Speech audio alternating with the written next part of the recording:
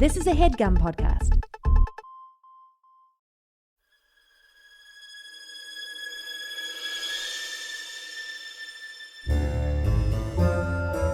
Oh, yeah. Welcome to A Funny Feeling Podcast. I'm Betsy Sidaro. And I'm Marcy Jarrow. This is a podcast where comedians tell us their paranormal experiences, and we listen to yours as well. Oh, yeah. And if you have one of these paranormal experiences that you want to share with us, please email it to us at funnyfeelingpod@gmail.com. Now get cozy. And prepare yourself to be scared silly. This is a Funny Feeling Podcast. Betsy. Marcy. This is a little announcement for this week's episode. Yeah, just a lovely little announcement. We went really long because we Yes. had such a great guest, Michael McMillian from the Bigfoot Collectors Club. It's a really great. It's an awesome episode. So we're not gonna have An intro. We're not gonna have an intro. We're just gonna give you the full on episode. You don't need straight up. 2-hour podcast. You only need an hour and a half podcast. Yes. That's more manageable. So sit back, Relax. get your diaper ready to fill it up. Because you're gonna shit your damn pants. You are. I did multiple times this episode. And enjoy. Yay! Ooh, I'm so excited. I'm very excited for this week's guest. He's the best. I've been bonded, a fan of his work for a long time. Right? Yes. We bonded backstage at ASCAT about ghost stories and stuff, and we've been friends ever since. Yeah.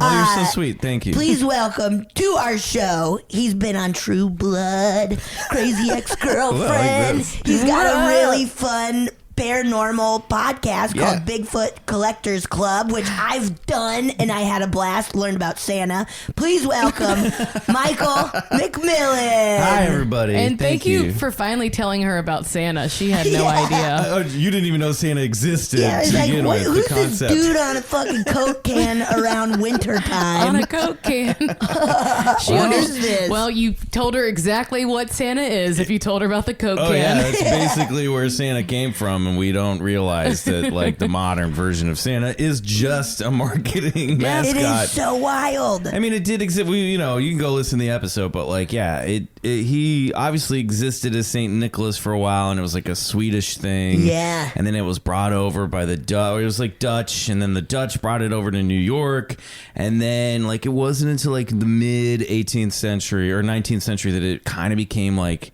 Santa Claus. Yeah. And then people were like, oh yeah, Saint Nicholas will come down your chimney and give you toys if you're good and sticks if you're bad. And like when we were talking about it, like the idea of like kind of Christmas being created because it was such a like literally a dark time of year when people are that like, makes let's sense, put yeah. lights up, let's like have something fun to look forward to. Yeah, because it's shit's cold gonna as get shit cold now. and dark, and wolves are gonna eat us Wolves if we go are gonna outside. eat us. We have to stay inside. We need, honestly, the bad kids, we need their coal. We have to burn it. Yeah. Yeah. I know. The coal was actually a gift back then. Yes. They're like, well, it's not fun. And the mom's like, give it to me. I need I'll it. like it. I'll enjoy it. I remember that, like, with getting socks. I'd be like Santa would put socks in my stocking. I'm like, oh, it's socks. And then my mom's like, I'll wear them. Yeah, okay. Yeah, I was telling you ladies before we started rolling that I was at an after party of our rap party for Crazy Ex-Girlfriend last night, and like we made a fire, and like I woke up this morning and I was just like, when you like wake up just smelling like burnt forest. Hell yeah, dude. I was like, people probably smelled like this all the time up until just recently. Yeah. That stuff kind of fascinates me. Like that and diarrhea. I've said it many times on this podcast. Everybody had this thing. And stinky balls and vagina. Oh. Yeah, because I was washing that like bonfire smell off me, and I was like, you would only get a bath maybe once a month, maybe once every 6 months. Oh. Can you imagine? Like everyone talks about wanting to time travel. It would be disgusting. And Very I bad. feel up until like Oh, anything before 1930, 80? forget it. Yeah. I mean, it's Candida City, baby. Yeah. Yeah, yeast infections everywhere. Oh, good yeah. boy. In your mouth, in your eyes. Ew, Just the stop. amount of like white crust on people. Just- Yeah. Can you imagine? No. Just in folds and behind your It's ears. like walking on like a dirt road, like if you're on a hike or something, you get filthy. Yeah. And that was everything back then. Yeah, and everything was shit. dust and shit. You're walking in like horse shit. Yeah. People shit. Remember when like now it's like as if I lived during that time, but I was like, remember when people just used to throw their shit outside Out the window? window. And then they're like, why is everybody dying? It's so crazy. We gotta kill the rats. I mean, I guess it was rats too. Yeah, but yes, it was because they were coming to get all the shit in the They were like, sidewalks. yum, What yum, an yum, yum, yum, yum. awful time to be fucking alive. thank you. Can you imagine if you die and it's like 14th century, you die, you go to the next life, like the afterlife, and you get to see what the future's like, and you're like, what the fuck? I had to live this shit whole experience, and now people are like, you know, I would be so mad. Do you believe in? Well, here we'll get into it. well- Do you believe in like past or reincarnation or like past live? I'm past very life stuff? fascinated by the idea of it, the Yeah. concept of it. And there was like, I remember years ago, there was this like 2020 special about this little boy who was obsessed with World War II. I Did think you it's guys also see in this? Unsolved Mysteries. Was it really? I think it was think also so. a pilot episode of Ghost Inside My Child. Oh, really? This was a really. But I don't know. This was like post Unsolved Mysteries, so maybe there's been similar stories. I'm sure there have been. And I'm sure this is at least 10 years old now, but like, and maybe it got debunked. I don't know, but it was fascinating. These parents were like this pretty Christian parents, did not believe in reincarnation because, you know, that kind of goes against not mentioned in the Bible. Right. Yeah. And then their son, they noticed like they gave him, someone in the family gave him like a toy plane of like a World War II plane. Yeah. And he was holding it in his hands and doing all these tiny little movements around the wings and tails. And then they were like, that's so, why is this our kid? He was like 3 or 4. Yeah. And I'm like, why is he playing with a plane like this? And then somebody who knew planes around the family was like, I think he's doing like pre-flight checks on the plane that like mechanics do. Ew. And they were like, what? And then the kid could start talking, and he was like talking about all this knowledge of planes. So one of their like family members, you know, like an uncle or somebody was like, well, you should, if he's into planes, take him to the air show. Yeah. And they take him to this like old World War, you know, it's kind of like, you know, those car shows that have like, you know, all those old antique car collectors that get together at Bob's Big Boy Yes, up off Riverside drive in Burbank. Yep. It was like that, but old timey World War II planes and barnstormers from World War I. And the dad was like pulled up, and the kid just ran out, and he started doing all these like manual checks on this old bomber. Oh, I got chills. And this old timer was there. He's like, boy, he's doing everything we used to do in World War II. That's exactly in the pattern that they would do it. And around this time, he was also having these nightmares where he'd wake up screaming. And when he could finally start talking, he kept saying, "Fire! I'm on fire!" And they're like, "Where's the fire?" And he's like, "In the plane." And they're like, and they kept. This is a recurring nightmare. And finally, they're like, "Well, why is the plane on fire?" And he's like, "'Cause I got shot." And the mom says, and I'm sorry, what I'm about to say is not PC, but they go, well, who shot you? And the mom was like, he looked at me indignantly and said, the Japs. Like, this 4-year-old kid talking is saying all old-timey. horrible slang. But then he could name his old. Yeah, they started encouraging it. He knew his name. He knew siblings' names. Yeah. And they were able to like look him up. And they connected him with his now old like 80-year-old sister. What? And she gave him some of his old toys from the previous life, and he like remembered them. And then didn't they like go to Okinawa? They like flew to Japan. Oh wow, I didn't know about this. And they went to they took a boat out to the site where they thought maybe he was shot down. Because I know his dad started doing all this research of the Pacific front. Yeah. And the kid was like looking over his shoulder at a photo of Iwo Jima, and he's like, "That's it. That's where I died. That's where I died." I have so many chills right now. I think it's a pilot episode of The Ghost Inside My Child. Whoa. Because, and then he laid, because he was having terrible night terrors. Yeah. And so they went to Japan and took a boat out to somewhere off Okinawa or something like that. And then they laid flower, he threw a bouquet of flowers into the water for himself to say goodbye, because he was having a really hard time letting go of that life. Right. And so he said goodbye and then stopped having all the dreams. Right. And they said, at least in this thing, if it's the same kid, they were like, now that he's gotten older, it's kind of fading. Because I think I do think that if there is such a thing that, that's fascinating to me, because then I'm like, okay, did he die in this crash, and then did his soul temporarily hang out in the ethereal other side, or did he soul jump immediately 40, 50 years in the future? You know what I mean? Oh yeah. I think that's probably the hardest thing for us to comprehend, because we live such linear lives. Yeah. And so time means so much to time is everything to us. This is the shit that I'm really into. Yeah. And it's very abstract. Yeah. And I will get drunk late night and I'll start having this conversation with people and just watch them just zone out. But this is the shit that I'm really, really into, is this concept of the afterlife being outside of time. When we hear when you die, and even in Christian mythology, theology, it's you die, the whole thing is you die and go to heaven and it's eternal.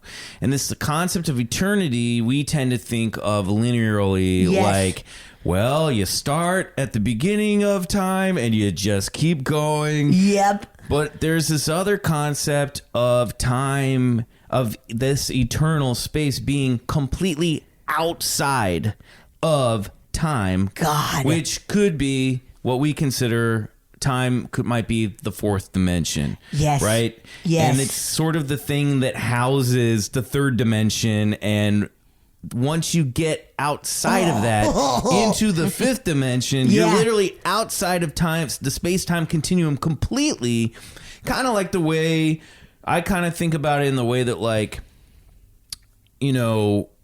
when we read a book, you pick up a book, you start at the beginning, you go to the end, and while you're in reading that book, mentally you're sort of transported to a different time and place. Yeah. And so when I think of this existence that we live, our lives, as the action of reading the book, right? Yeah. That we're born, we die, we go through, we are experiencing this reality, this lifetime, as the book as it's written. Yes. Right?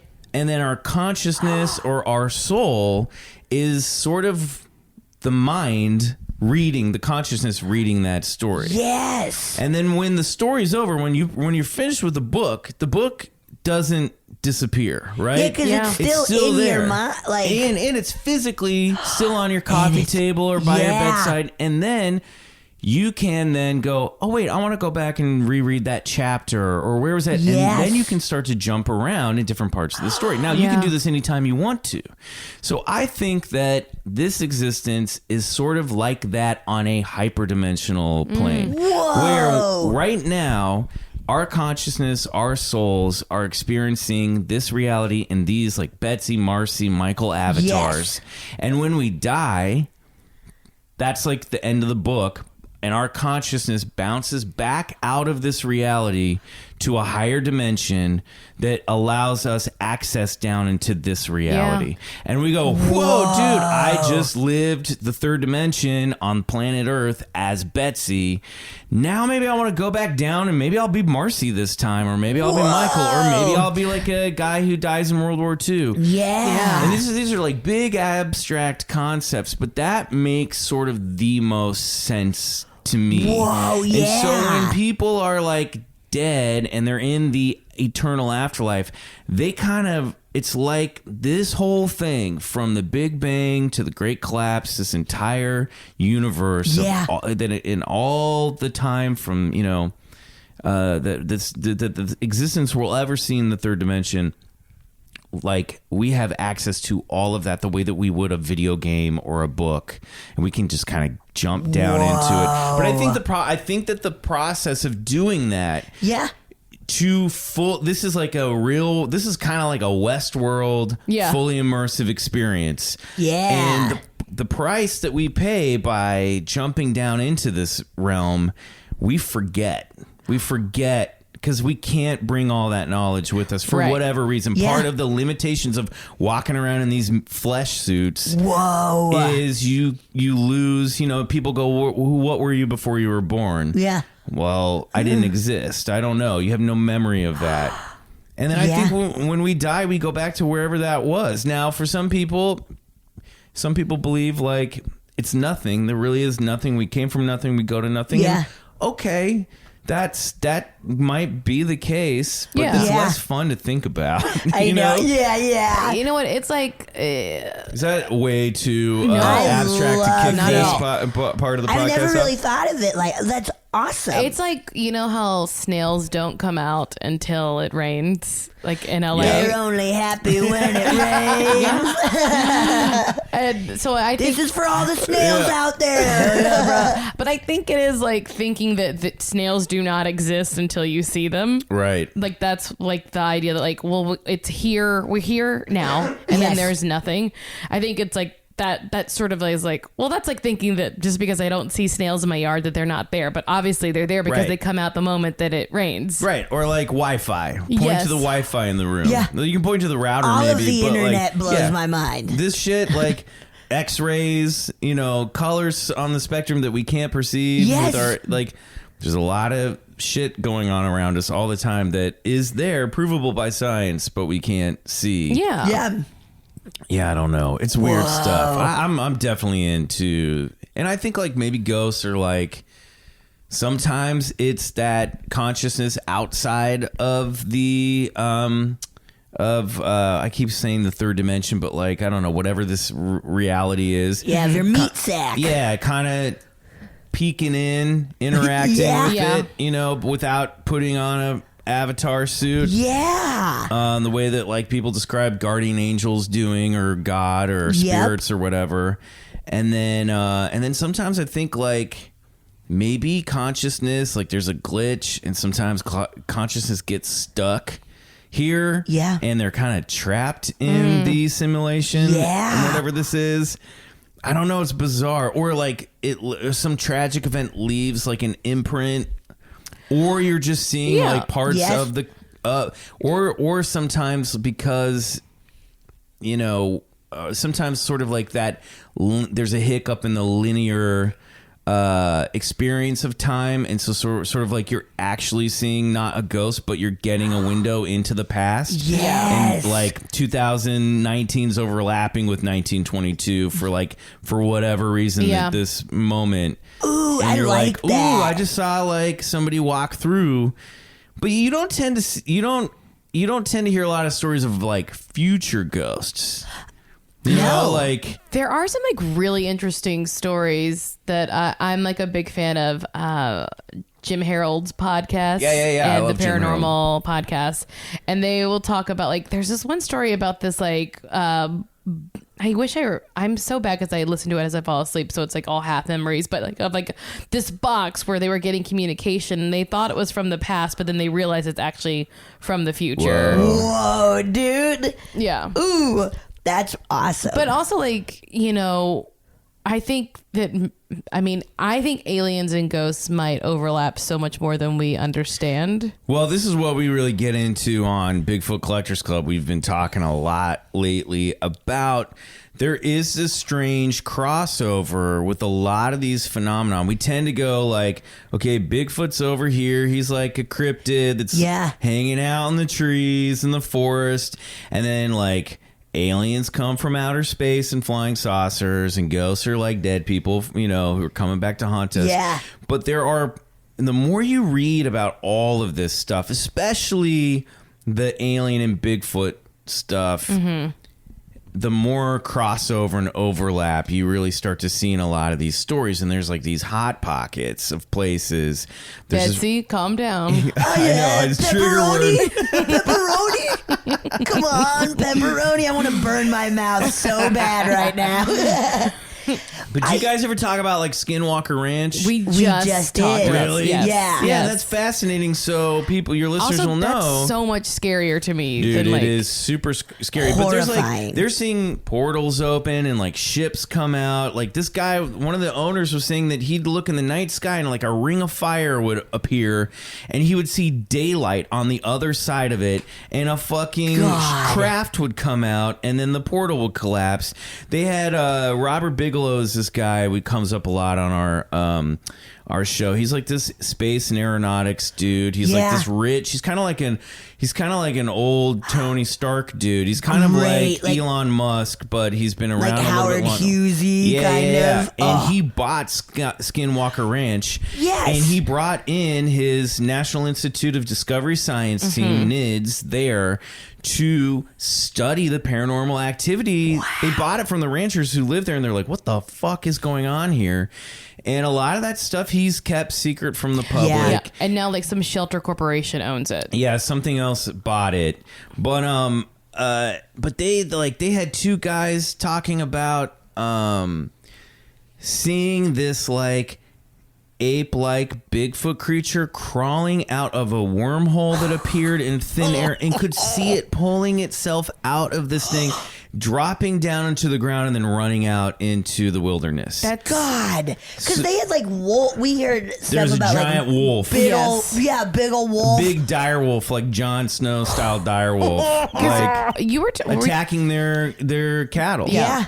It blew my mind when I was on your podcast, because we started talking, because we did that fast, like, believe it or it's bullshit or bullshit. believe it. Yeah. And I was like, I don't fucking believe fairies, but I do think, like, why not believe Bigfoot? Yeah. And you guys blew my mind being like, but what if they're all alien? Like, interdimensional entities of some kind. where it's just like, oh, just in this area of the world, this is how they show up. Yeah.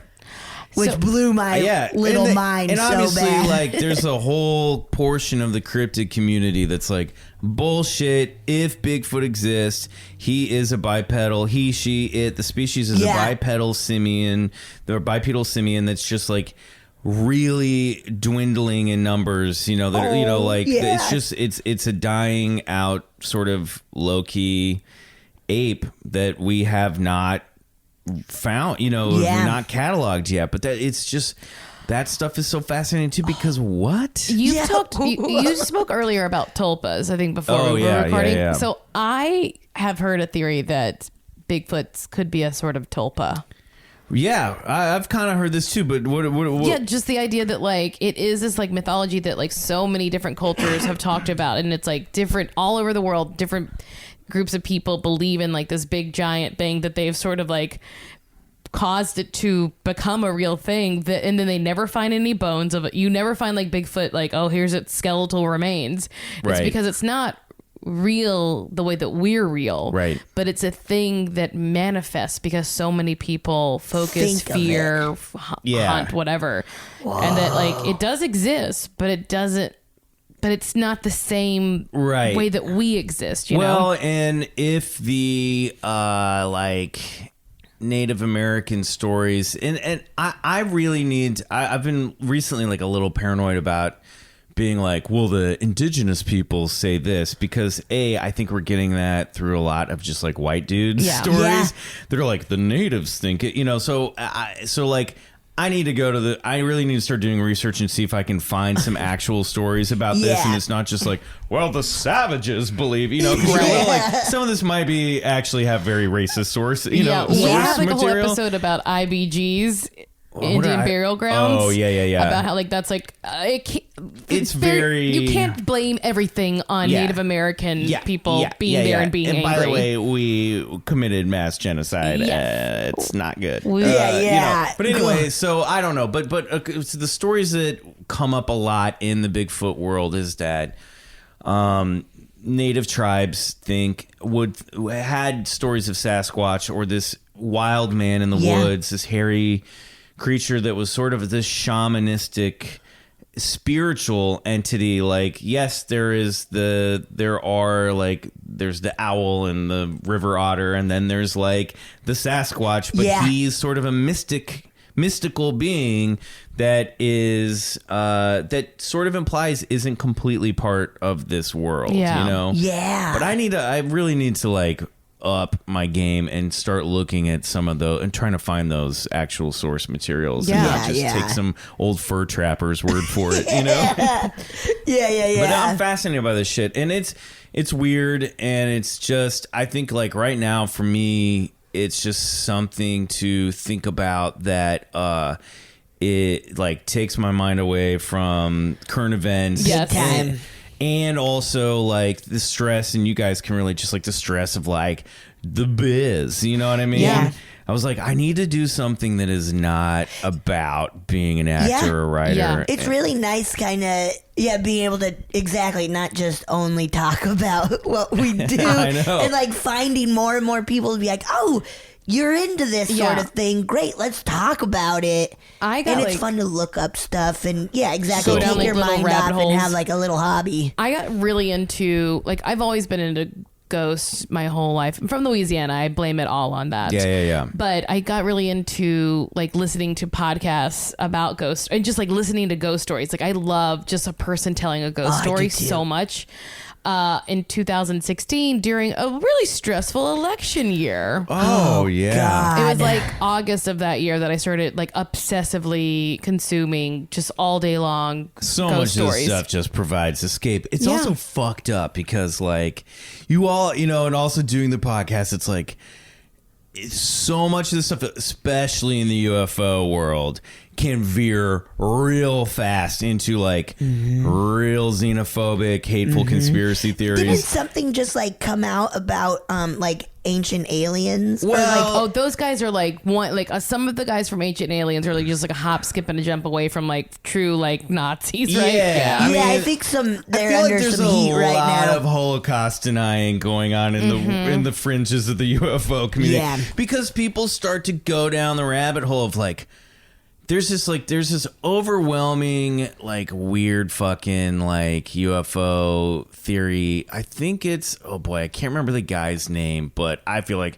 there's so much crackpot bullshit in this world, and and at times like I struggle. I'm like, we talked about this on one of our episodes recently. I don't know if it's aired yet, but where I'm like, guys, sometimes I was telling my co-host Bryce Johnson and our producer Riley Bray, where I was like, sometimes I really struggle if we're like perpetuating some bad stuff, you know what I mean?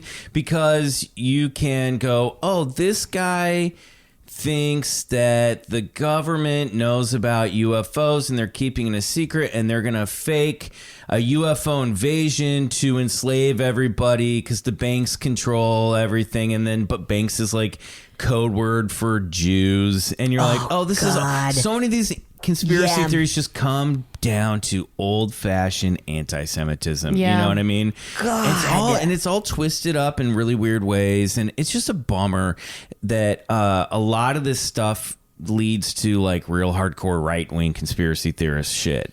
And even like Coast to Coast AM that I grew up loving, and this isn't right-wing conspiracy bullshit, but it is right-wing, like George Norrie just had Roger Stone on the podcast and was calling him like his friend and like perpetuating this idea that like, what did Roger Stone have to say? Oh, it was the night of or the night after Trump's State of the Union speech.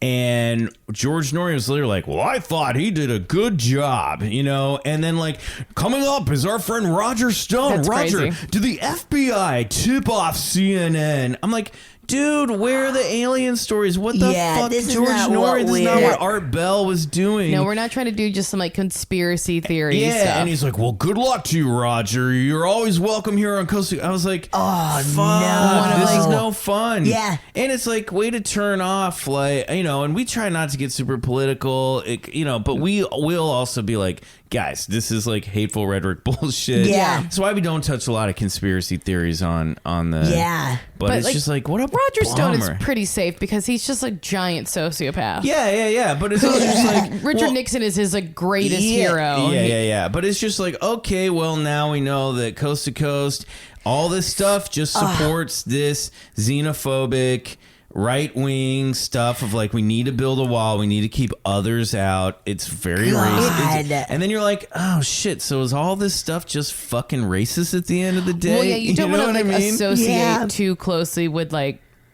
some like a lot of people in the paranormal community are like, you're like, I don't want to be grouped in with you. I know. Like I've told you before, Betsy, but they're for a very short time, mostly as a goof. But you know, who knows? There is a dating website for it's like Paradate. What? And it is people who are like into the paranormal, looking for love.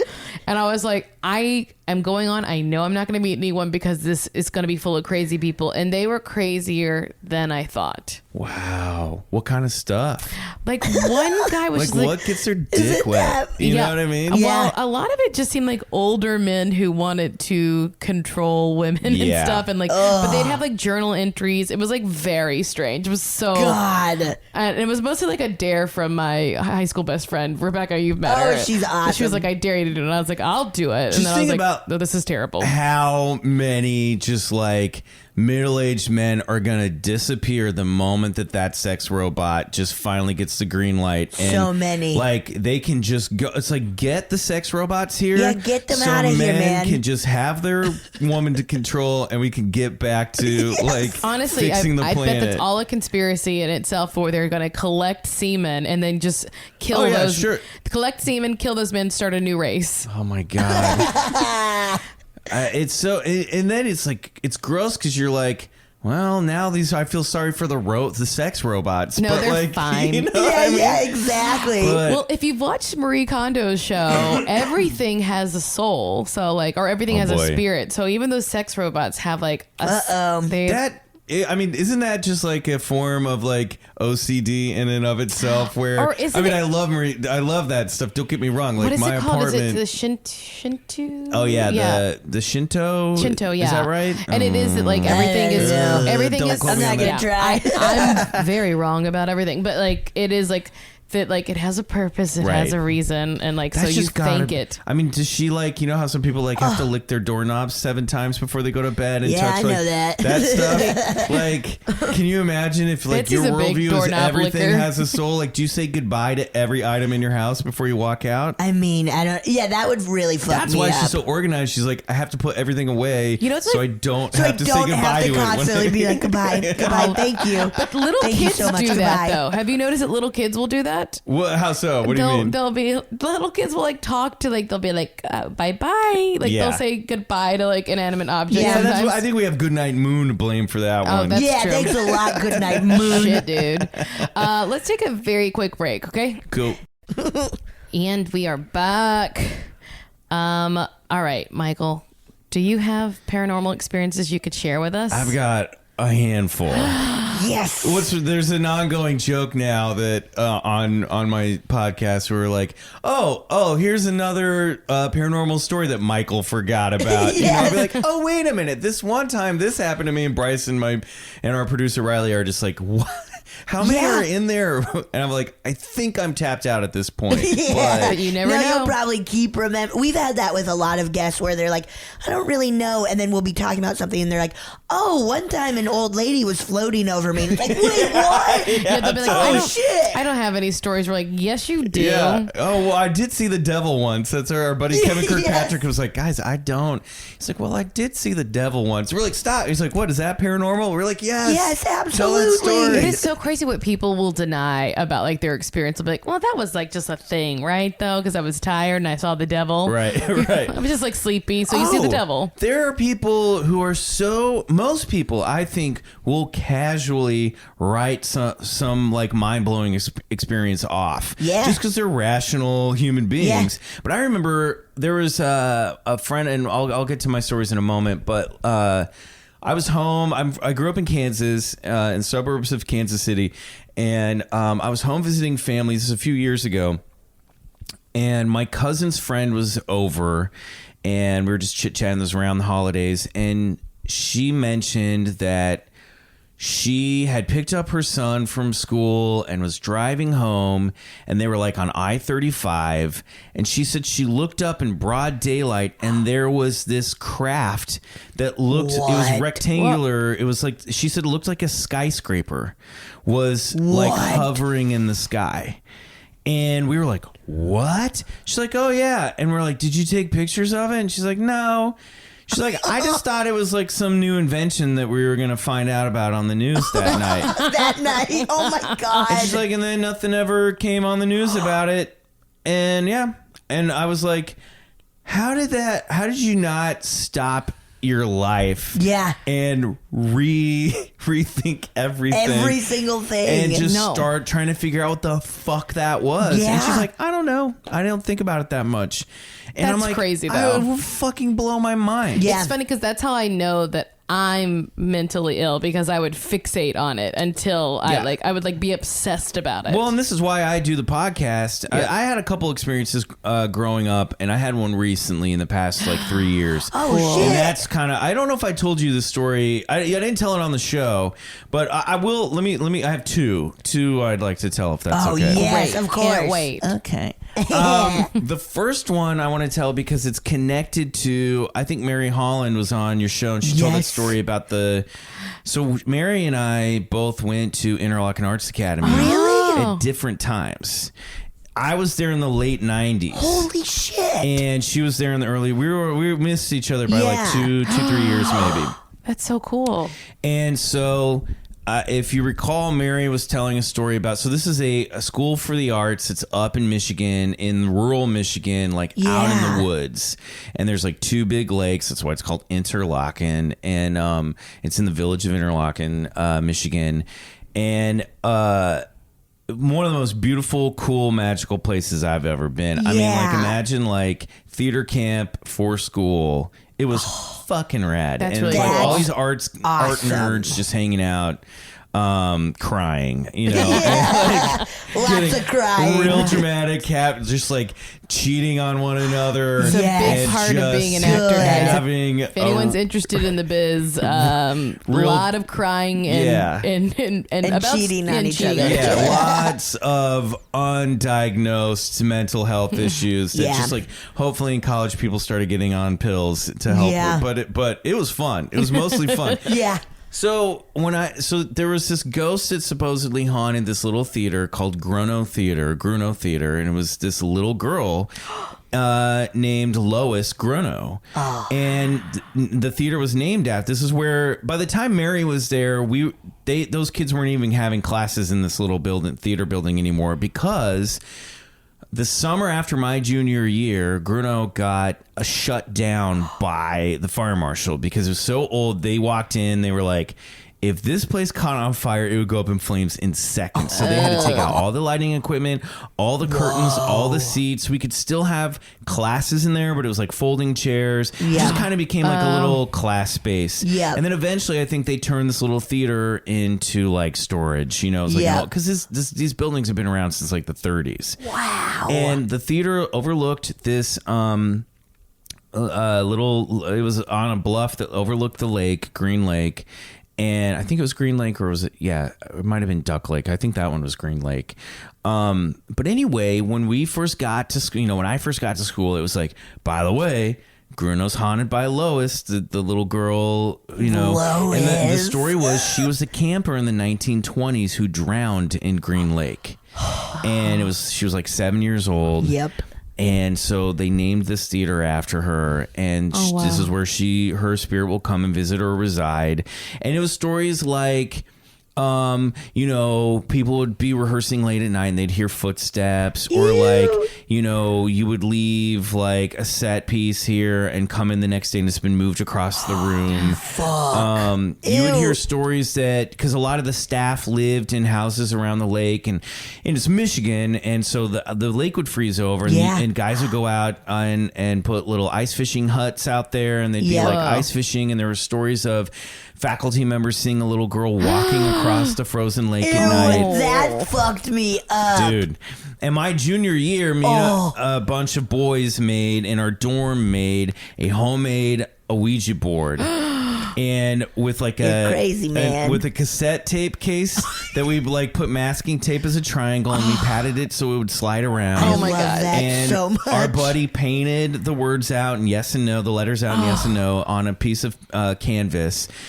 And there were like 6 of us guys. We're all in the theater department, got around. Oh, wow. And we would ask questions, and these sort of like coded nonsense words would pop up, but in patterns that we recognize. It's like, we'd be like, who are you? Where are you from? And it would be like TRYN.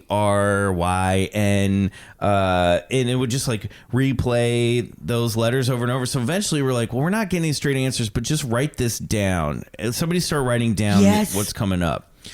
And I remember one was like CRGNTRY, CRGNTRY, CRGNTRY. And we're like, what the fuck is this? What? And then one was like TRIDIC.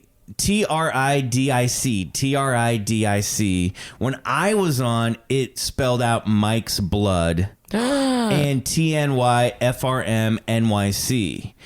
And so we were like, Mike's blood was the only clear thing we got. And we were spooked out by that. And we're all taking turns on this thing. Yeah. And then we started to sound out these messages we were getting. We were like, CRGNTRY, Craig and Terry. And we realized that those were 2 characters in a play that the guy who was on the board at that time had written and had been performed in Grunow Theater. Fucking way. I have so many chills. And then Try Dick. TRIDIC. That was about one of the kids who was gonna be gay. Yeah, like, exactly. Hey man, try he dick. Loved 3 dicks at all times. He was doing a scene for Shakespeare class from Richard III in Grunow. And we were off the board at this time and just decoding this shit. And Mike's blood was, I had banged my shin rehearsing a play and I had bled, and I had done Savage in Limbo. I was doing Savage in Limbo playing a character named Tony, and it took place in New York, and that was TNYNYC. Just a big fan. And we were like, this is crazy. Lois associating us with all the things we'd recently been doing in the theater. Oh, that's so totally And then she freaked out. started criticizing him like, could have committed harder. Price it up. Phoning it in, yeah. So we were like, that was fucking Enunciate. wild. So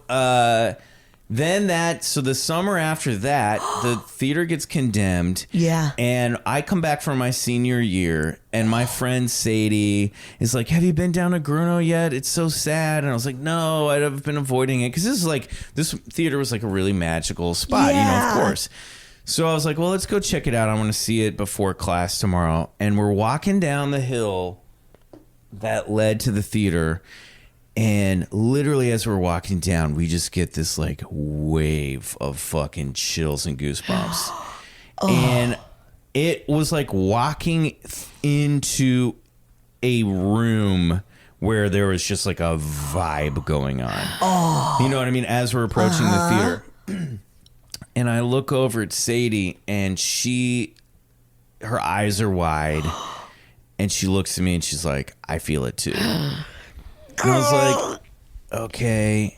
And then like a couple people walked out from behind a cabin and were like, blah, blah, blah, being obnoxious kids. And I was like, oh, okay, cool. There's people here. This is all right. And they go pass by, and she's like, no, I still feel it. And I was like, yeah, I kind of do too. Yeah. And without saying anything, we're about, I don't know, 15 yards, 20 yards from the theater. Yeah. And there's like the front doors were looking out. It was like a double door with like those like skinny window slats. God. And then next to that were the 2 windows that looked into what used to be the girls' dressing room. Okay. and it's about 7:00 at night, early September. Sun is still up in Michigan. Oh yeah. And the screen inside the window was like bent, so the light wasn't reflecting off. You could kind of see into the room. For whatever reason, I just start staring at this window. And as I'm staring at the window, I start to see this form take shape, much like the way you would watch a Polaroid picture come into focus. It wasn't like glowing. It was like a smudge. And as I stared at it, it started to become defined. And I could start to see eyebrows and shadow of beneath the nose, and then eyes and a mouth. Oh my God. I'm watching this picture come into focus, and it looks like a little girl. And I can see her hair's parted in the middle and braided into like pigtails, like Laura Ingalls Wilder style. And at that moment, I think, all right, I'm just seeing things. And Sadie whispers to me, Michael, can you see her pigtails? Oh, fuck. I have so many fucking... My body is one giant goosebump. Yeah. And we like linked arms. And I shit you not, the curtain opens for like... the curtain slides open further. And I was like, I got to get a closer look.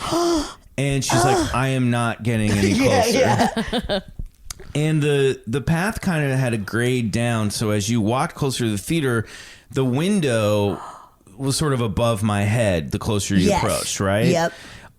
So I'm walking down the hill, I get right up to that window, and I like look up, and I fucking swear to God, sitting on the other side of that window was a little girl, pale as stone. I could see the white of her eyes, and she was making direct eye contact with me. Fuck. And my brain did this thing where, I mean, now nobody has a Rolodex anymore, but it was that thing where I could feel my brain spinning. Going, oh, it's my friend. No, it's one of the teachers. No, it's not one of the teachers. It's like, it was like, what are we? Like, I have to know this person. Yeah. And like just trying to process it. And my brain basically lit up and was like, does not compute. Does not. And that is the moment I went, ah! And ran back to Sadie, and I got back to her, and like that, chills go away. We look back over, and there is nobody in the window. There, you can see the back of a chair pulled up to the window where she was sitting. And it was fucking crazy. God. Yes. We were like shaking with adrenaline. Oh my God. Of course, God. like nobody fucking believed us. Yeah, no.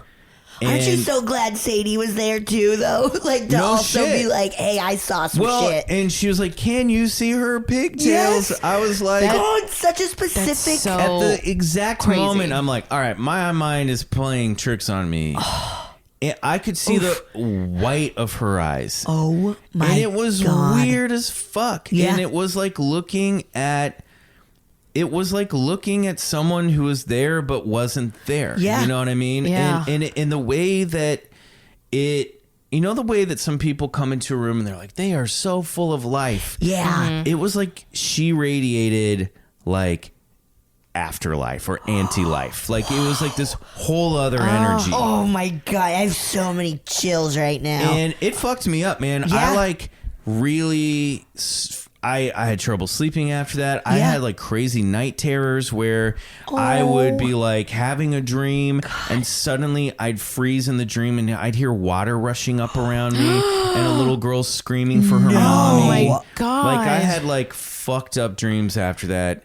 And it really weirded me out because for a while I was like, why? How does that happen? Like, why is there a little girl, poor little girl? Like, It you know, I went from like, boy, I sure would want to see one of these things to like, God, now it's just fucking me up. You know, my little like 17-year-old brain was just like, maybe there's no God, maybe there's no heaven. Right? Makes you think everything over. Do you think that it was just like the possibility that she was like, I was able to have some sort of contact with this person, and so now I need to like, let me try again. Let me try to like tell him what happened to me in case he doesn't know, or like... Yeah, well, they say too that a lot of ghostly activity happens during house renovations and stuff when like walls are getting knocked down and things are getting rebuilt. And I think it was probably, I mean, I interpreted it as she was like, what's going on with my place? Yeah. Absolutely. What's happening That's here? my Why theater. aren't plays happening Yeah, anymore? why are all these changes happening? And it seemed to be like, I'm still here. Yeah. And Sadie kind of was like, maybe she was saying goodbye. Yeah. Because the kind of the soul of the theater was leaving. But it was really sad. You know what I mean? And it just and when you really start to unpack like child ghosts, it's such a bummer. Yeah. It's On so so many sad, levels, and they're 'cause- so scary. Because it's like, yeah, I know. But it's like, yes, because it's like that creepy innocence. But it's like, first of all, this is just a reminder that like a little girl drowned in a lake here. Yep. And then Yeah. also she's like, why isn't, if there are guardian angels, why isn't anyone getting her to the other side? Yeah. You know? Yep. It's so depressing. Maybe It's they're- really yeah. sad. And yeah, to be like, her theater's done. The theater we Yeah. named in honor of her is now not allowed to be that thing. Yeah. You know? That's it's so sad. Super sad. But then, so Mary Holland had, you know, Yes. her own Lois Gurno Yes. story. And It's- she heard her whisper to her. And it's just it's so weird. And I think, you know, like I say, you know, we're joking about it, but especially theaters, but also like that whole area, that place, you know, it's a music camp in the summers and theater camp. There's just like Yeah. so much heightened emotion there, so much heightened creativity. And teens. Yeah, and like, that's like, well, and there's all this theory of like poltergeist activity being linked to teenage, Yeah. like puberty. we've talked. and I had no clue, and there's a then little- Marcy brought it up, and it was like, "Whoa!" It does fall into a little bit of the misogyny camp where it's like, it's those teenage girls them having their getting periods. periods. Yeah. It's their periods. You know, Yeah. it just seems to be like, "Ugh, I'm scared of this unnatural blood coming out of this Yeah, woman's yeah. legs." Yeah. You know, ew, men being grossed out by the thing that they like constantly want to put their dick in. It's like yes. so much to unpack there. Their vagina's haunted. You know?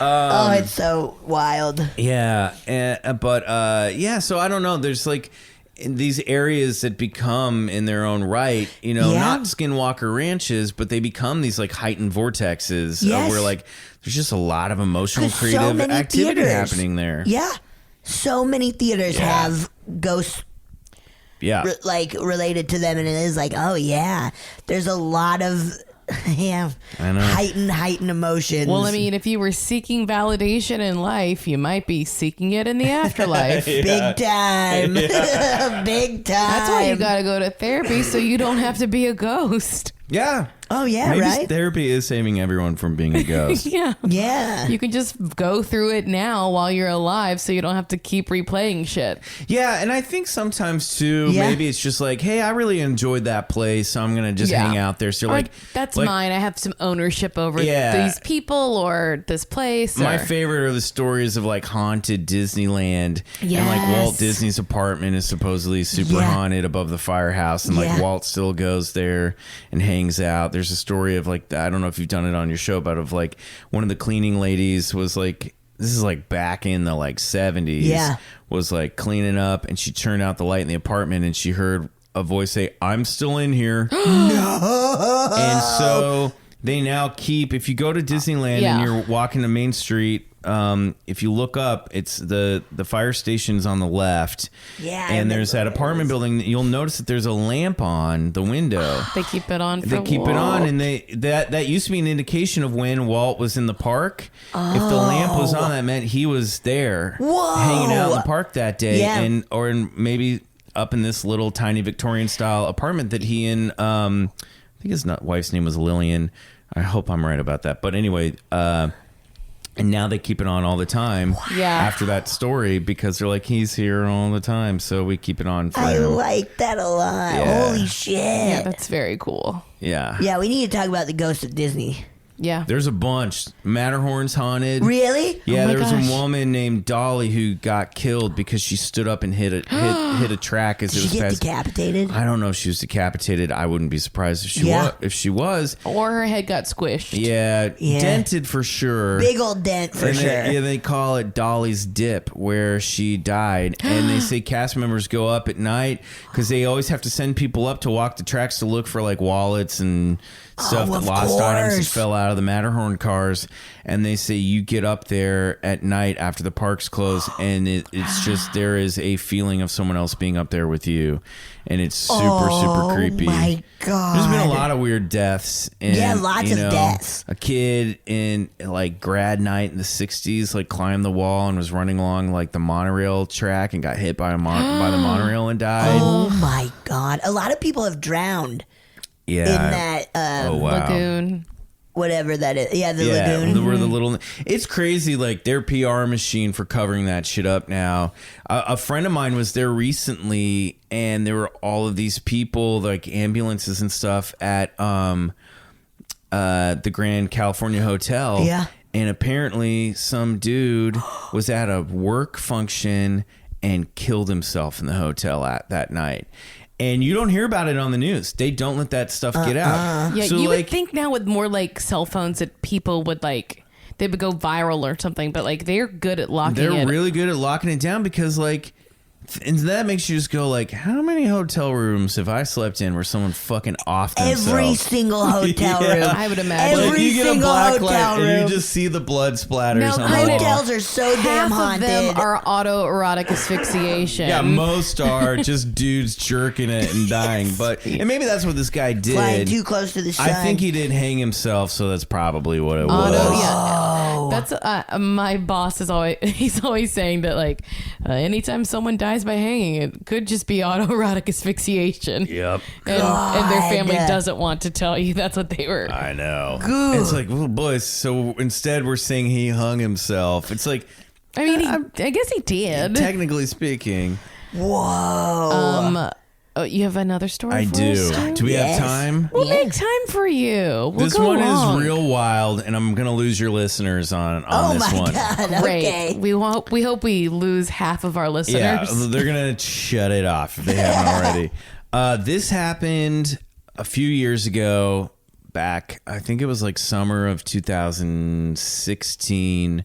My buddy and I had just 2 weeks prior, which is kind of weird, gone down to Roswell, New Mexico. Yeah. And we did like a whole tour of the city with this guy, Dennis, who like he's this old timer who just knows everything about the Roswell incident and tells the story in a very compelling, real way. Yeah. That really you walk away being like, I fucking believe that a crash happened and they had some bodies and some like metal. Really? Like you really Yeah. believe it. And it makes so much sense the way he tells it. Yeah. And the story originally getting leaked to the being released to the press, and then they covered it up immediately because they were like, do not talk about this. And basically with that story, like they try to retract the story, but it already went to print. And it was like back in the 40s when people Yeah. didn't like know, and so the next day they had to come up with a cover up to be like, it was just a weather balloon, don't worry about it.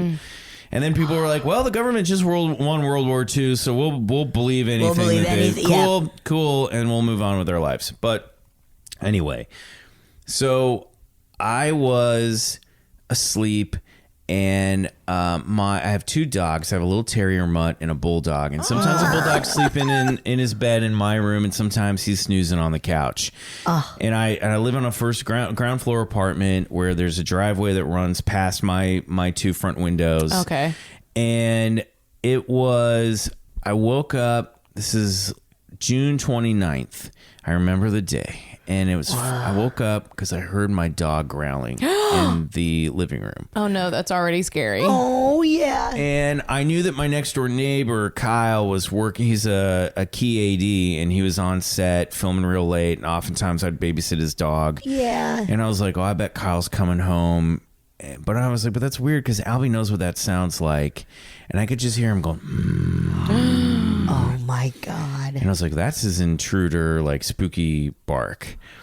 And I was like, well, now if he starts barking, it's going to wake up the whole building. Yeah. And then my terrier pops her head up. She's in bed with me, and she starts growling. And then I hear Albie go, "Moof, moof," and she shoots out of bed, and Albie starts going ape shit. And then Violet starts going ape shit. And I'm like, God damn it. And there's a stranger at your doorstep. Yeah, that really scared me. Someone's coming to knock. Should we hit pause? Yeah. We'll pause here. That was someone who wanted us to vote for the school board. All right. So the dogs are going ape shit, and I'm like, God damn it. And I get out of bed and march and be like, shut the fuck up. And I walk out of my bedroom, and I walk into the living room, and I stop in my tracks because both of them are staring at the window, and the curtains are drawn. And outside there are like, you know, those like ground lights that illuminate palm trees and little shrubberies. So I have that. Outside these lights sort of project onto the window, and standing just outside my window is a figure, and I go, oh fuck, someone is looking in the window. And this is what the dogs are barking at. So I was like, someone's trying to break in. But then split second later, I'm looking at the silhouette of this thing, and it is not human. And I'm not kidding. What? It had all I could see was a long, thin neck and a head that was shaped like an inverted spoon. Ew. And my first thought was, that looks like a fucking alien. Oh my God. And I'm not even scared. Oh, I'm just shit.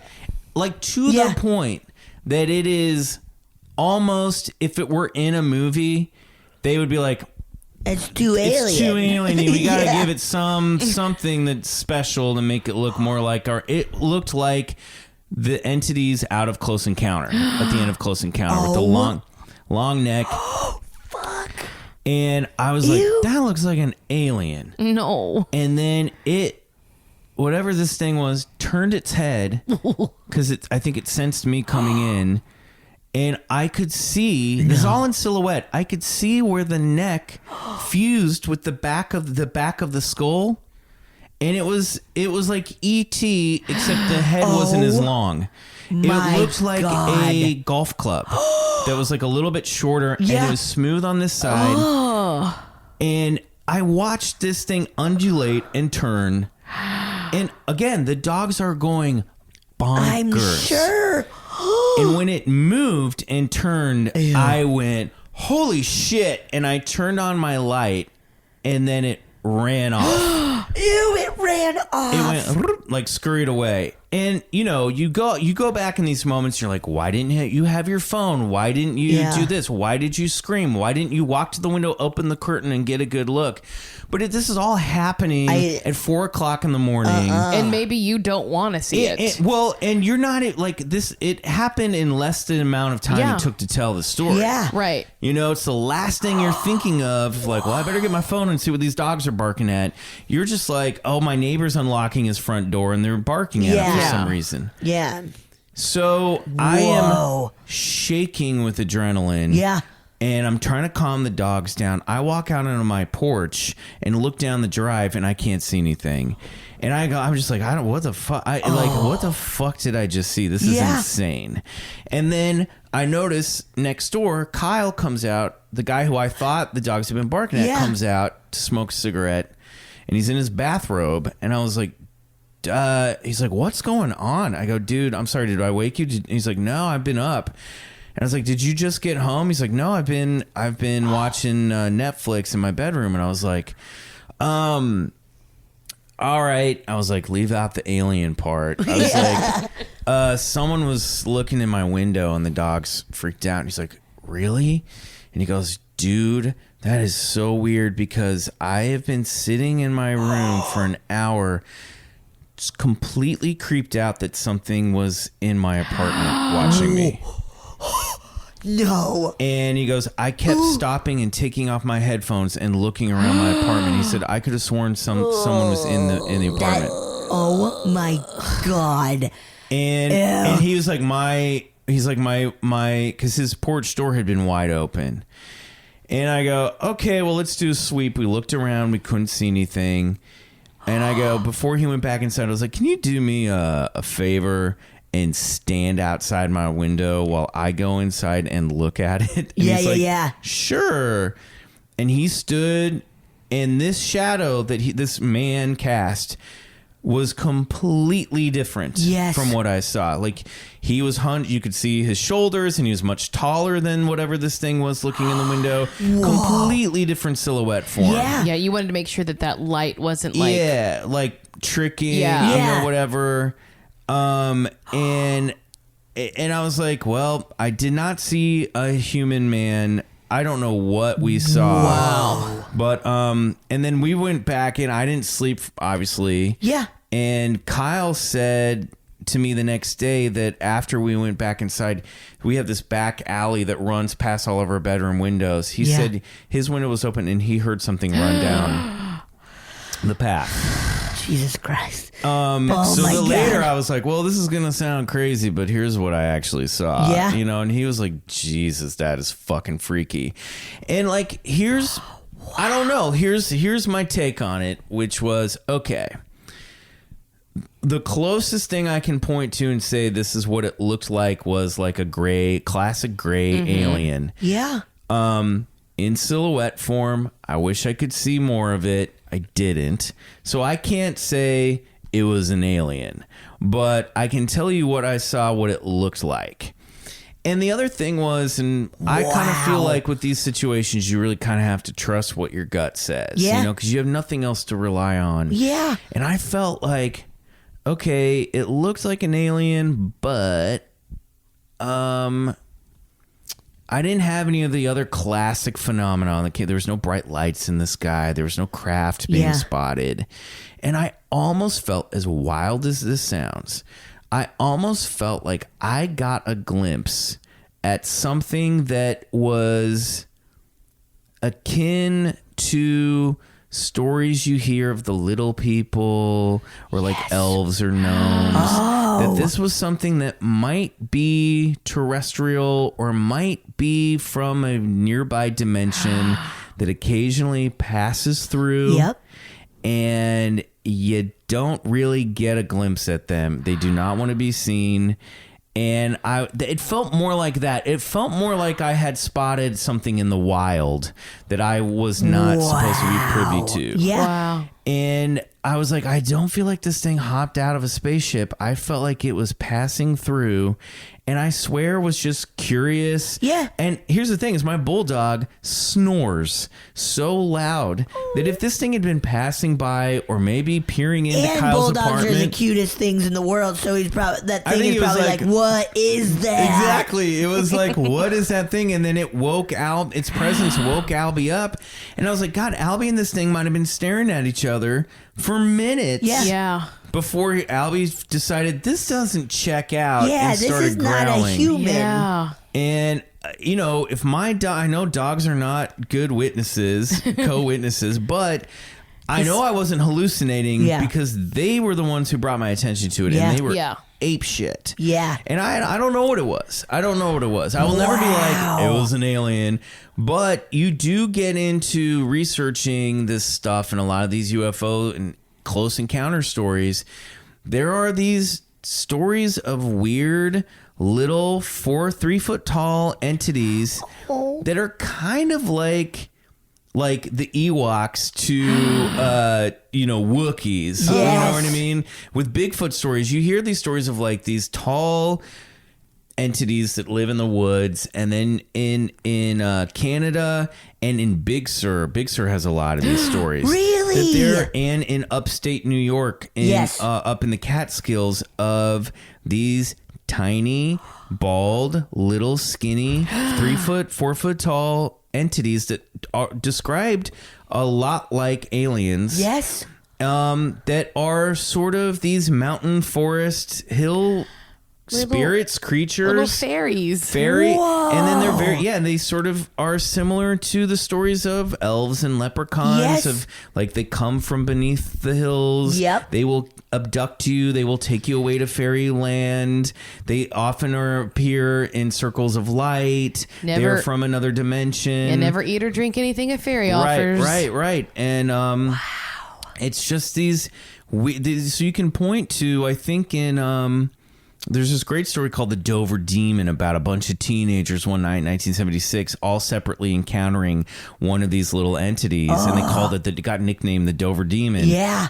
And there are stories from native tribes in Canada they had a word for them called the Managishi. Okay. And they were like, yeah, we've got these Bigfoot-like creatures, and then we have these little people, and they're sort of like these little trickster spirits that come out. They're always tricksters. Are they like the Pukwudgies? Yes, very much, very similar to that as well. Wow. And then you go, okay, well now there's some basis in folklore that does go back predates flying saucer shit. Yeah. Where you're like, all right, so we might have like multiple interdimensional Every entities culture has coming in stuff. and just fucking around and peeking in on human behavior and Because human activity. we would if we were able to figure out time stuff and dimensional stuff. Absolutely. I would sneak around and I would look at pets all the time. I would be like, yeah, let me go. Oh, dude. And so I was like, that shit really threw me. Yes. And that's kind of why I ended up doing the podcast. Yeah. Because Bryce was one of the first people I really told that story to, because Bryce believes anything, first of all. Yeah. And he's really into this shit. And I was like, dude, I have to tell you this story. Yeah. And I don't know what to make of it. I really, really don't. I'll never know. And I'll never be able to be like, that's this or what. But I can point to, the closest thing I can point to is like a classic alien gray. Wow. That's wild. As what I think I saw. But I can't say it came out of a spaceship. Yeah. I can't tell you what it was. Especially like if it's just like hanging out in a garden and then running off. Yeah, it was not. It's not sophisticated. I felt like it was just kind of passing through the Hollywood Hills, and then just slipping in and out of whatever this reality is. I feel your dog was like fucking weird, dude. Like, it was weird. Like a P-22. Weirdest thing I've ever seen. Yeah. P-22 is that mountain lion. Oh yeah. Oh, P-22, yeah. Dude, P-20, one of the mountain lions got killed in the wildfires. Yeah. I think it was P-18. There's like another one. He like... Oh, so sad. So sad. I know. P-22's okay, though, Someone sent me, and they're like, oh, no, that mountain lion you love died. And I was like, no, he didn't. He's fine. There was like a new one that recently showed up, and I think the new one died. Yeah, it was a male. He didn't die because he was like... Because of the... Like, he basically like got pushed out to like area where there were a lot of like residential area, and then he went back, and then like something happened. I don't know why, but very sad. I know. Well, yeah. I mean, so I'm very open-minded to all this stuff. Yeah. I don't think we can ever be like, I know what this shit is. Yeah. Maybe one day we'll find out. Maybe science will tell us. Yeah. But I think the reality is so strange. And I even think people who are like, yeah, but that shit's not real. It's like, well, what is real? What is this? What is our existence? What the fuck is this? Yeah. Because this is weird enough. Yeah. The fact that that any of this exists is weird enough. It's so strange. And we don't know what's like outside of this entire... Yeah. People are like, yeah, but it's science. It's like, okay, yes, science. Yes, I think. But we've made just so many discoveries in the past 100 years. It's like, well, maybe we haven't gotten to everything yet. Of course we haven't. Yeah, like, like we haven't learned everything. No, and I think and again, we are limited to how much we can observe. Yes. As we talked about earlier, like we have 5 senses. Yeah. With which to experience this life in this world that we're living in. There's a lot more that we can't see. There could be so much going on right now between us that we don't know. We just don't fucking know. Yeah. And maybe as quantum mechanics and quantum theory and quantum sciences sort of explore the nature of reality, the more and more we get into that, maybe we'll learn some more shit. The big problem is the smartest people don't believe in this shit. Right. Well, so we're working at a deficit there. But I also think that it's sort of like the objective, science is sort of like we can only really look at what we can objectively observe. Yeah. But the little I know about quantum theory and quantum physics is like they're learning that just studying the universe changes the way it presents itself to you. They've found, I think it was with light, like sometimes a light would appear as a wave and sometimes it would appear as a photon, depending on the experiment that they did. Yeah. And they're showing that like two particles can exist, or a particle can exist in 2 places at one time. Oh, shit. And Yeah. that is mind-blowing It's shit. huge. So truly, like, we don't know. Like this, yeah. If it can change, if facts can change, then like, how do we know? Yeah. Right. Yes. And I think it's like, okay, yes, we are the superior, supposedly, beings. Now I sound like a real fucking all right. But like, you know, okay, we're clearly sort of at the top of the food chain. We've you know, but big picture, I feel like when it comes to reality, we might as well be like ants trying to describe a foot. It's like, you know what I mean? It's like they can see the bottom of they can see a foot, they can see a shoe, and they'll be like, to them, that's what humans look like. Yeah. It's this big Nike rubber sole coming down on them, but they can't see what the foot is connected to. They can't see the giant.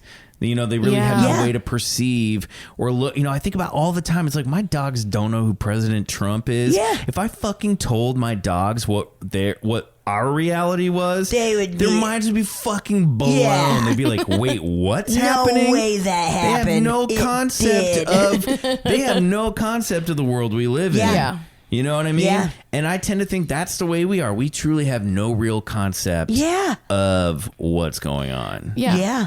It's mind-blowing. It truly is It mind-blowing. fucks with you big time. Now, we have gone a little long, but I apologize. that's all right, No, because it's this has been great. fascinating. And what a great endorsement for your podcast. Oh, thanks. Yeah, come on by. Yeah. Come on by. But do you want to listen to a ghost story? Yes, please. All right, let me pull one up. This is so awesome. Hey Betsy, hey Marcy.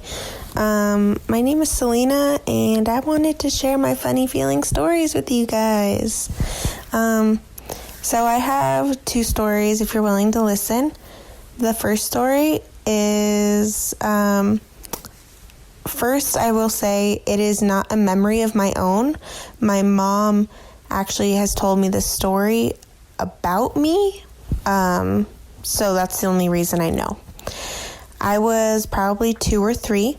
And my mom had just finished showering the both of us, and she finished getting me ready. She put me on the bed, and I was playing while she was getting ready. Now, when I was playing, I was kind of talking to myself a little bit, and I was saying just kind of, you know, the nonsense that kids say. Well, my mom turned around, and she was like, "Selena, who are you talking to?" And my reply was, "My friend." And she didn't think anything of it, so she just continued getting ready. I continue with my babbling and my weird little toddler talking, and eventually, like I said, I'm on my mom's bed. So I started to crawl over to my mom's bedside table area, and I said, "Mama," and I pointed to a picture. And this picture that I pointed to is a picture of my mom's boyfriend from when she was 16. Normally, people would think that's weird, but when my mom was 16, she had a boyfriend who was shot and killed. His name was Damon. Now, when I was pointing to this picture, I said, "Mom, that's my friend." And she immediately got goosebumps. She told me that she got confused, and she said, "Your friend?" And I said, "Yeah, Damon." And that was spooky for my mom, because obviously I'm 2 or 3 years old. She's never told me this story, and her old boyfriend's name is Damon. So she got super spooked. She grabbed me, and she just kind of announced, you know, "Please, if someone's here, please don't harm my kids. Please don't harm me. Please don't harm my husband. And you are not welcome in my home. Please leave." She said that she put me back down on the bed. She let me continue playing and, you know, doing my thing while she was doing hers. And she said after that, after she had announced that, she noticed that I had stopped talking, and I had stopped kind of following things with my eyes that seemingly weren't there. So I just thought that was an interesting story. And like I said, I don't have any memory of this, but my mom has told me this story before. So my next story is a little bit weird. So from the age of 8 or 9, I remember having a reoccurring dream. And this reoccurring dream is nothing weird. It's just a little boy, and a little boy that looks seemingly like myself. And it's nothing crazy. It's just this little boy and myself walking together, and they never say anything. I never say anything to them. We're just walking. I've had this reoccurring dream for a long time, and I never thought anything of it. Well, on my 21st birthday, my mom announced to me that for the very first time that I was supposed to be a twin. My mom is the type of person who she did not want to know the gender of any of her kids when they were in the womb, and she wanted everything to be a surprise. So she didn't find out for my sister, she didn't find out for myself. And that means that, unfortunately, when my twin passed away, she did not know the sex, and she felt that finding out the sex when they, removed the baby's body remains, that finding out the sex would just be harder. So they never found out. Well, my mom, like I said, she told me on my 21st birthday about this twin of mine that was supposed to be. Well, after she told me, I distinctly remember 100% that that's when those recurring dreams stopped. And in my personal opinion, I think it was my twin from beyond trying to tell me, I existed, I was there, and I'm sorry I'm not there, but I'm always with you. And like I said, they never knew the gender of the baby, so I told my mom about this, and she believes that my twin was a boy because of this reoccurring dream that I've had. I just thought it was interesting, and the fact that right when she told me is when these reoccurring dreams stopped, because I would have them at least a couple times a month, and then after she had told me, I just stopped having these dreams. So just thought it was cool, and thought it would be fun to mention. So I hope you didn't shit your pants. It wasn't too scary. And thanks for listening, guys. This couch is covered in my shit. Wow, thanks for sharing, Selena. Oh, Whoa. my God. Her mom had real tragic. Oh God, what a trauma. Yeah. From both stories. No. Like a boyfriend being killed and then losing. Also so sad because clearly that boyfriend was just like, I miss you guys. Yes. He was clearly like being so sweet. Yes. Yeah. But And I think that's like people get too scared. Yeah. They Hell yeah. I mean, also, you have to wonder, like, is it Damon or is it a demon pretending to be Damon? Isn't that always the thing? But it sounds to me like, because think about it, like, you die at 16, like, the love of your life. Yeah. Is Yes. that, so Yes. wouldn't you, if you could come back, be like, was my And girlfriend he probably doing? tried to communicate with the mom. Yeah. But Yeah. she wasn't having Open it. to she it. moved on, And then guys. the kid, and then her kid was like, yeah, I'll talk to you. Also, what other secrets is mom keeping? Yeah. Mom knows how to keep a secret. She's going to wait for every big birthday to reveal Yeah. one. She's like, oh yeah, you did. Oh God, that's so sad though to have a twin that you my have to Tragic. carry. And that also makes me feel like, you hear story, like, to me that almost I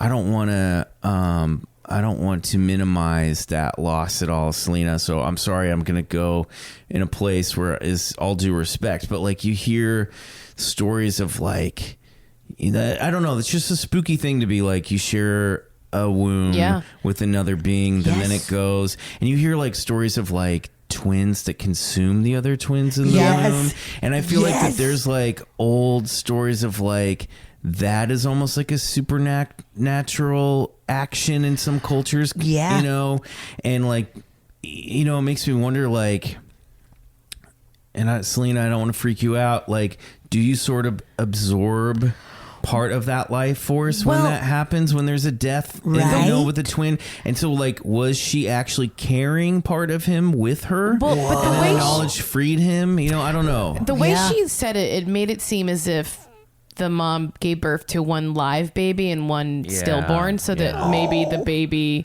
because like my nephew like absorbed his twin very, very early on when they were like tiny because they could just so this is true, so you could just see it on the, like, it was like one day there was two and then the next day there was one, so like but like that was very early on. And I've heard, so like I'm very into like psychics and stuff, and like I listen to a podcast called Psychic Teachers occasionally, and they've talked about like this woman talks about like what, like kind of like just getting into like women talking to her about losing children and stuff, and like basically what she says that is from like when she's a medium, so she talks to the other side. She's like, that's just someone who has made a contract to come here and then at the last minute pulls out because they're a little scared.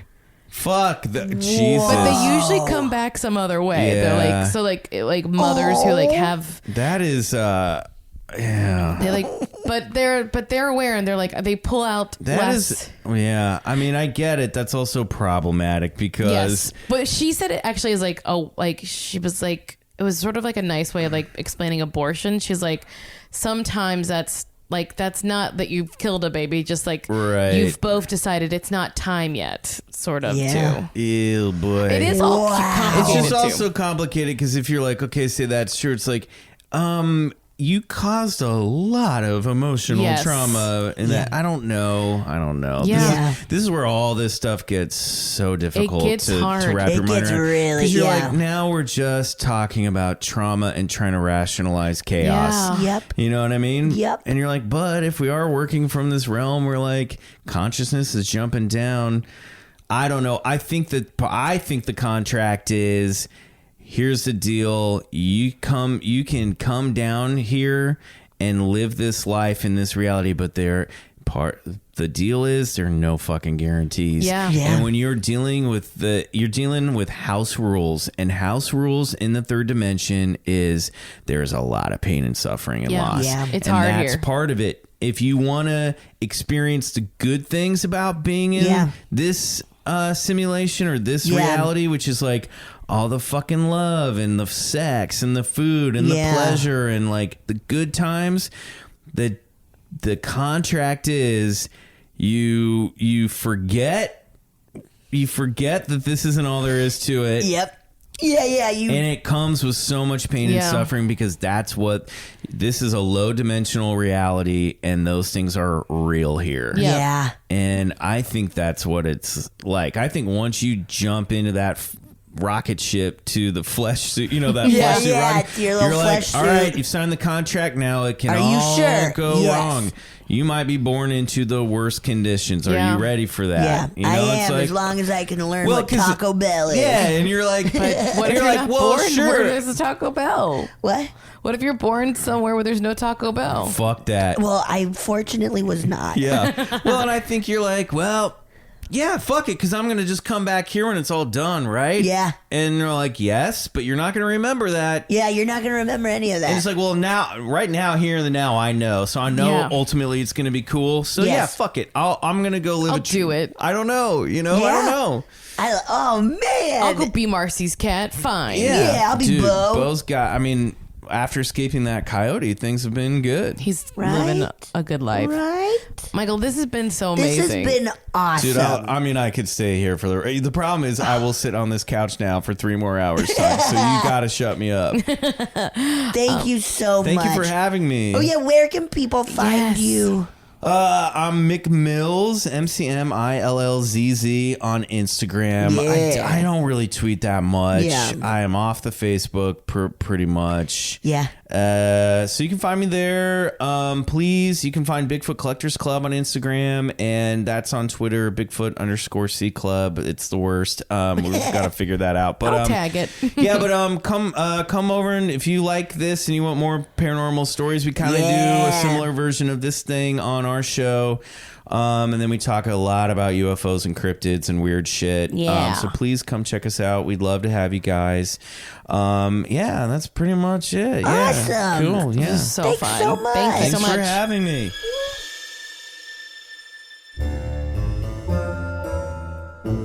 Oh, yeah. Thank you so much for listening to A Funny Feeling. If you have a paranormal experience that you would like to share, please send us a voice memo, or you can email us just a letter at funnyfeelingpod@gmail.com. I'm Marcy. I'm Betsy, and don't shit your pants.